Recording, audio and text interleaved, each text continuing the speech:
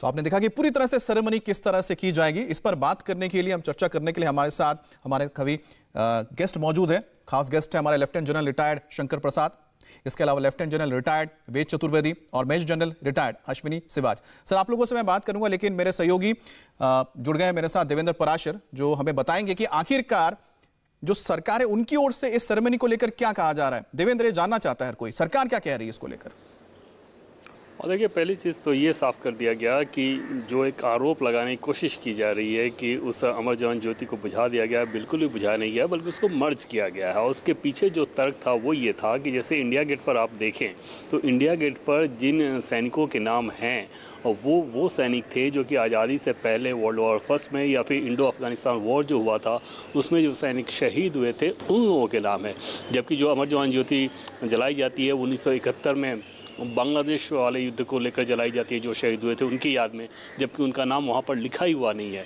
उन लोगों के सारे नाम लिखे हुए हैं नेशनल वॉर मेमोरियल में। तो ऐसे में जहाँ उनका नाम लिखकर आप उनको याद करते हैं, ये ज्योति भी वही होनी चाहिए। और जाहिर तौर पे ये एक संगत बात लगती है, एक इसमें आपको लगेगा कि हाँ इसमें तर्क है, और इस लिहाज से सरकार ने यह फैसला किया था। और आप देखें तो तमाम वेटरन ऐसे हैं जिन्होंने इस फैसले का स्वागत किया है, और उसी के चलते सरकार ने जिक्र किया है कि तमाम वेटरन्स का हमारे साथ तमाम वो हीरोज मौजूद है जो देश के हीरो हैं, जिन्होंने देश की रक्षा के लिए अपनी काफी उम्र लगा दी, और हमारे साथ सभी मौजूद हैं। उनसे ही जानते हैं कि आखिरकार वो इस पूरे सेरेमनी को किस तरह से देखते हैं।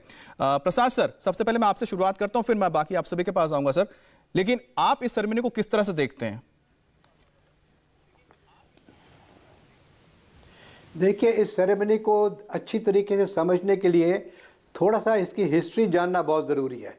अगर जब आपकी हिस्टोरिकल पर्सपेक्टिव इस अमर जवान ज्योति की नहीं देखेंगे, तब तक आज इस चीज़ का महत्व अच्छी तरह से समझ नहीं पाएंगे। तो 1-2 मिनट दीजिए, समझाता हूं आपको मैं। 1971 के दिसंबर में बड़े घमासान युद्ध चल रहा था इंडिया और पाकिस्तान का, ईस्ट पाकिस्तान में और वेस्ट पाकिस्तान की तरफ। तो लग रहा था कि शायद 26 जनवरी 1972 में रिपब्लिक डे परेड नहीं हो पाएगी, क्योंकि सारी फौज लड़ाई में व्यस्त है। लेकिन हुआ ये कि 17 दिसंबर को लड़ाई समाप्त हो गई, जिसमें इंडिया विजयी रहा, ईस्ट पाकिस्तान को ख़त्म करके बांग्लादेश बन गया, और वेस्ट पाकिस्तान में भी पाकिस्तान की काफ़ी पिटाई हुई।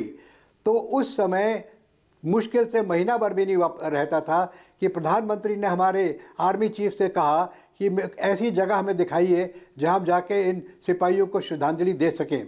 तो आर्मी चीफ बड़े विजनरी, बड़े गज़ब के चीज़ थे। उन्होंने कहा जी हाँ, ये हो जाएगा। और उन्होंने मिलिट्री इंजीनियरिंग सर्विस, जो आज को हम MES कहते हैं, उसको कहा कि आप एक मेमोरियल बनाइए जल्दी से इंडिया गेट के अंदर। तो ये जो मेमोरियल आपके सामने दिख रहा है, ये मिलिट्री इंजीनियरिंग सर्विस ने मुश्किल से 2-3 हफ्ते में बना के तैयार कर दिया। एक टेम्पररी स्ट्रक्चर है, ये टेम्पररी चीज़ बनाई गई थी। इसकी ना कोई बड़ी भारी ड्राइंग बनी है, ना ही कोई इसकी बड़ी भारी सैंक्शन आई है, ना कोई डिज़ाइनिंग हुई है। एक मिलिट्री इंजीनियरिंग सर्विस ने एक टेम्पररी अमर जवान ज्योति बना दी, जिस पे प्रधानमंत्री 26 जनवरी को जाके अपनी श्रद्धांजलि दे सके, देश की श्रद्धांजलि दे सके, वहाँ जाके रीत लगा सके। दुख की बात यह है कि 45 साल से ज़्यादा हो गए, पूरा सैनिक हमारे लगातार कहते आ रहे हैं सरकारों से कि एक नेशनल वॉर मेमोरियल बनाइए। ये जो अमर जवान ज्योति है, ये टेम्पररी स्ट्रक्चर है। 45 साल से आपने इसको क्यों टेम्पररी रखा हुआ है? भारत सेना के जितने चीफ्स रहे, उन्होंने लगातार ये कहते रहे कि एक नेशनल वॉर मेमोरियल बनाइए।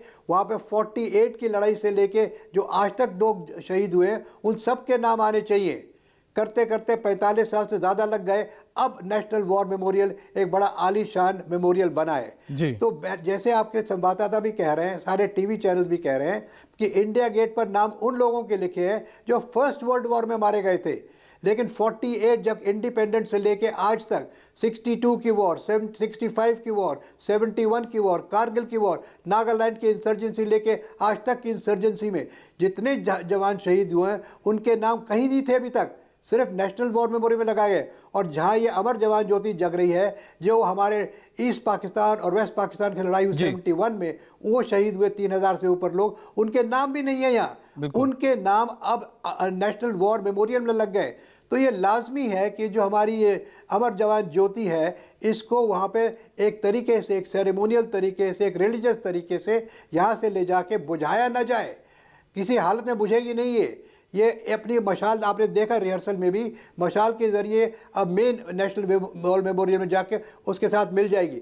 जो जवान, जो सैनिक 71 वॉर में शहीद हुए, उन सब के नाम नेशनल वॉर मेमोरियल में लिखे हुए हैं। हर एक व्यक्ति का एक वो है, ब्रिक है, उस पर उसका नाम लिखा हुआ है, कौन सी लड़ाई में वो लड़ा, कौन सी रेजिमेंट का था, उसका नंबर क्या है। आपने बहुत ही अच्छी तरह से नंबर तो वहां है, मैंने पूरी हिस्ट्री बता दी, आपने सिग्निफिकेंस बता दिया, और आपने ये भी बता दिया कि आखिरकार क्यों शिफ्ट किया जा रहा है। हमारे साथ चतुर्वेदी सर भी हैं। चतुर्वेदी सर, अब आप बताइए कि आप इस सेरेमनी को किस तरह से देखते हैं। इससे ही सवाल फिर मैं शिवाज सर से भी पूछूंगा।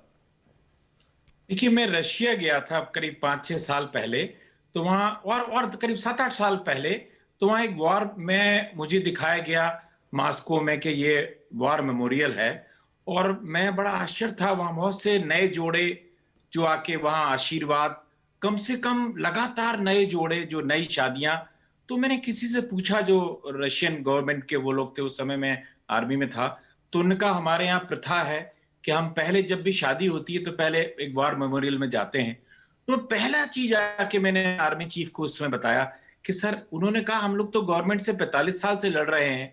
मुझे आश्चर्य ये होता है कि हमें थोड़ी लड़ना है, ये तो देशवासियों का कर्तव्य था। ये जो आज हुआ है, जो गवर्नमेंट ने किया है, वो तो एक बहुत ही बड़ी बात कर दी है, जो कि बहुत पहले हो जानी चाहिए थी। इसमें कोई डिबेट या कोई बात है ही नहीं, क्योंकि ये जो इंडिया गेट जो बना हुआ है, वो तो फर्स्ट वर्ल्ड वॉर में और जो अफगान वॉर में जो हमारे सैनिक उसके और ब्रिटिश सैनिक थे, उनके नाम लिखे हुए थे। और जो ये टेम्पररी स्ट्रक्चर जो अमर ज्योति है जो जल रही है, वो तो बाद में 71 में प्रधानमंत्री ने बोला कि आप कुछ बना लीजिए, हम आपको परमानेंट स्ट्रक्चर बना के देंगे। अभाग्य की बात है कि इतनी टाइम लग गया, और मुझे शर्म आती है कहने में कि 45 साल लग गए। अरे ये तो हमारे देश के जो नागरिक हैं उन लोगों को डिमांड करना चाहिए कि हमें एक ऐसा वॉर मेमोरियल चाहिए जहां हम सब लोग जा सकें। ये बहुत बड़ा स्टेप है कि हम उसको शिफ्ट कर रहे हैं एक जगह। उसके दो फायदे होंगे।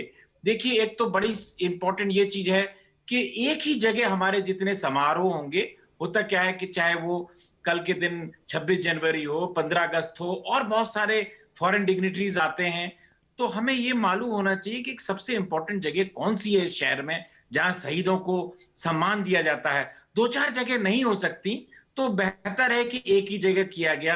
दूसरा है वो हमारे सम्मान का सूचक है। 48 से जब हमारे देश के खातिर जो जिन जवानों ने अपना वो किया है, चाहे वो बांग्लादेश की लड़ाई हो, चाहे चाइना की लड़ाई हो, वहां नाम सबके लिखे हुए हैं। तब लोग जाएंगे, देखेंगे कितना महत्वपूर्ण निर्णय है ये। बहुत ही महत्वपूर्ण निर्णय है, बहुत विवेकपूर्ण निर्णय है, और बहुत सही निर्णय है। जी शिवाज सर, अब आप अपनी बात रखिए कि आखिरकार आप इस सेरेमनी को किस तरह से देखते हैं, क्योंकि सवाल उठ रहे हैं इस सेरेमनी को लेकर। देखो अमित, ये दुर्भाग्य की बात है, इसके ऊपर सवाल उठ रहे हैं। इसके सवाल नहीं उठने चाहिए, और बहुत अच्छी तरीके से बताया गया है दोनों जनरल साहबों ने कि देखो, ये तो डिफेंस फोर्सेस की प्राइड नहीं है, ये पूरे देश की प्राइड है।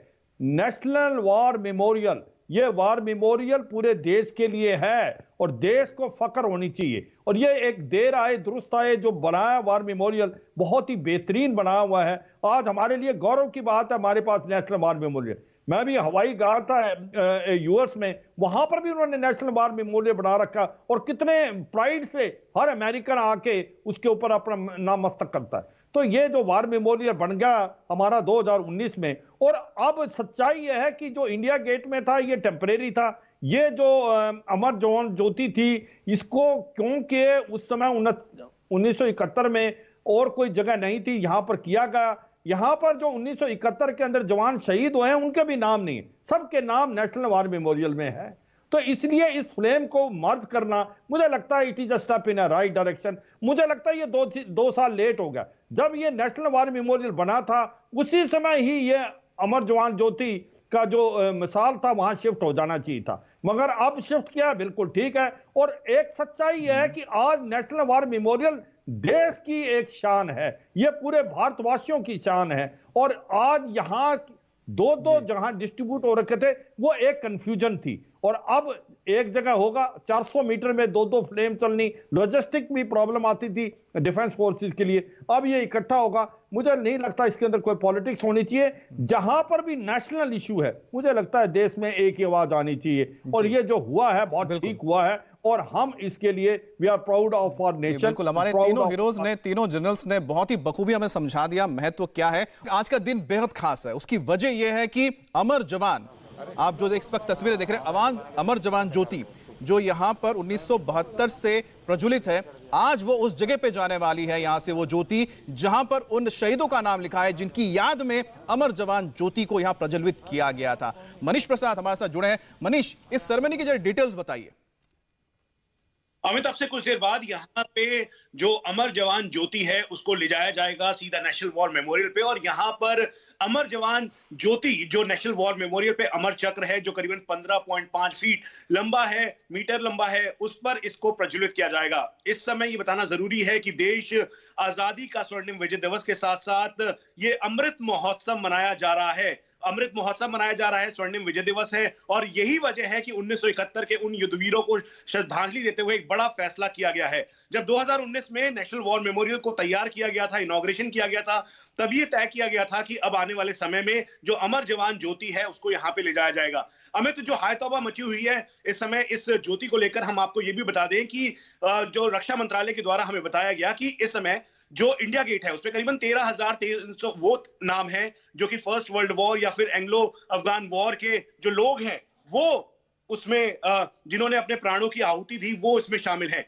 लेकिन अमर जवान ज्योति में और जो इस अमर चक्र है, अमर चक्र में कुल मिला के 26,000 वो नाम हैं जिन्होंने 1947 से लेकर अभी तक, यानी गलवान के जो वीर हैं उन सभी के नाम उसमें सम्मिलित किए गए हैं। और यही वजह है कि इस समय बड़ा फैसला किया गया। अब से कुछ देर बाद यहां से इस लॉ को ले जाया जाएगा, नेशनल वॉर मेमोरियल पे ले जाया जाएगा। उसके बाद जो सिस्क यानी एयर मार्शल BR कृष्णा वो उसको प्रज्वलित करेंगे, वो खुद वहां पर मौजूद होंगे। मनीष, आपने जो डिटेल्स बताए उसका हम इंतजार भी कर रहे हैं क्योंकि वो तस्वीरें भी हम दर्शकों तक पहुंचाएं, क्योंकि आज का दिन बेहद खास है, क्योंकि आज जो अमर जवान ज्योति है उन शहीदों के पास पहुंचेगी जहां पर उन्हें श्रद्धांजलि देने के लिए एक और ज्वाला प्रज्वलित की गई है जहां उनके नाम लिखे हैं। ये तो टेम्पररी था, अब वो परमानेंट जगह पर शिफ्ट होने जा रही है अमर जवान ज्योति, जहां पर हमारे शहीदों को आप नमन कर सकते हैं। अब से थोड़ी देर बाद अमर जवान ज्योति को इंडिया गेट से नेशनल वॉर मेमोरियल शिफ्ट किया जाएगा जहां पर ज्योति को समाहित कर दी जाएगी वहां पर प्रज्वलित ज्योति के साथ। इंडिया टीवी हर वक्त हर जगह डाउनलोड करने के लिए सर्च करें India TV news Google play store या